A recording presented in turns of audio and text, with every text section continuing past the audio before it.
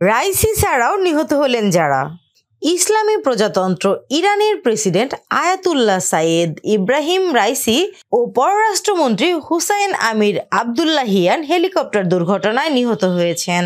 দুর্গম পাহাড়ি এলাকায় চরম দুর্যোগপূর্ণ আবহাওয়ার মধ্যে প্রায় 15 ঘন্টা অনুসন্ধানের কাজ চালানোর পর ইরানের প্রেসিডেন্টকে বহনকারী হেলিকপ্টারের সন্ধান পাওয়া গেছে বলে জানায় ইরানের red crescent society.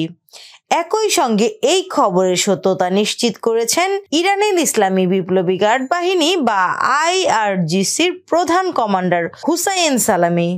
Red crescent society জানিয়েছেন আশপাশে থাকা উদ্ধারকারী দলগুলো ঘটনাস্থলের দিকে ছুটে যাচ্ছে। শেষ খবর পাওয়া পর্যন্ত উদ্ধারকারী দলগুলো ঘটনাস্থলে পৌঁছেছে। তারা যেসব ছবি ও ভিডিও পাঠিয়েছে তাতে দেখা যাচ্ছে দুঃখজনকভাবে হেলিকপ্টারের কোনো আরোহী বেঁচে নেই। সংবাদ মাধ্যম পার্স টুডে সূত্রে জানা গেছে, গতকাল রবিবার আজারবাইজানের সীমান্তবর্তী এলাকার দুই দেশের যৌথভাবে নির্মিত একটি বাঁধ উদ্বোধন করতে যান ইব্রাহিম রাইসি। সেখানে আজারবাইজানের প্রেসিডেন্ট ইলহাম অ্যালিয়েভও ছিলেন। সেখান থেকে 3টি হেলিকপ্টারের বহর নিয়ে ইরানের পূর্ব আজারবাইজান প্রদেশের রাজধানী তাবরিজে ফিরছিলেন ইব্রাহিম রাইসি ও তার সঙ্গে থাকা অন্য কর্মকর্তারা।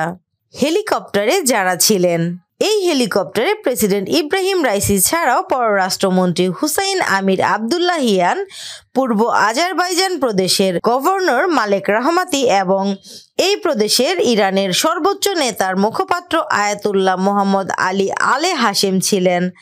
আজারবাইজানের একটি জলধারা প্রকল্প উদ্বোধনের পর আজারবাইজান প্রদেশের রাজধানী তাবরিজে ফিরছিলেন তারা। স্নিগ্ধা আখি, নতুন সময়, ঢাকা।